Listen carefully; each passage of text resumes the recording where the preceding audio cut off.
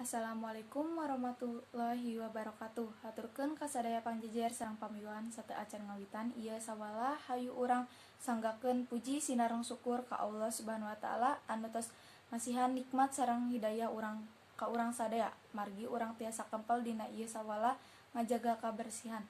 Tepangkeun wasta abdi Hanifah Lutfia ti kelas 11 IPS 3.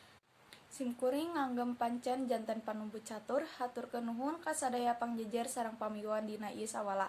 Sateu acan diawitan hayu urang aos basmalah. Bismillahirrahmanirrahim.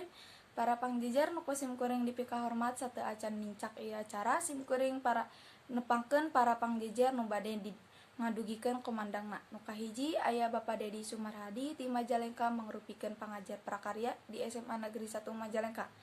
Anu kadua nyaeta Bapak Didin Marfudin ti Majalengka salaku guru sejarah di SMA Negeri 1 Majalengka.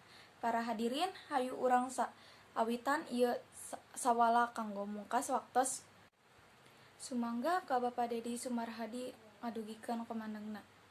Hatur nuhun ka Bapak Dedi anu parantos ngadugikeun komandangna ngeunaan ngajaga kabersihan. Ngajaga kabersihan teh penting sanajan urang ngajaga kabersihan urang bakal sehat, moal gampang beunang panyakit. Urang ngajaga kabersihan teh gampang, salah sahijina kudu giat ngumbah leungeun saacan atawa saenggeus ngalakukeun aktivitas.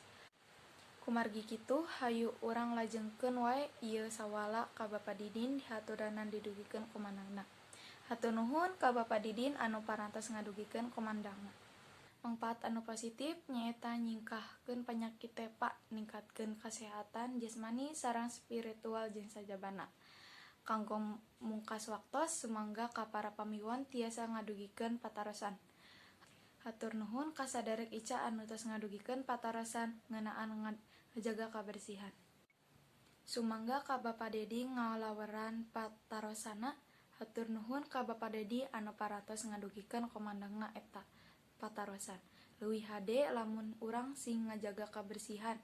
Teu karaos ieu acara parantos rengse. Alhamdulillah ieu acara parantos lancar. Hapunten kasadayana bilih aya kalepatan kecap abdi nu kirang maranah didangu.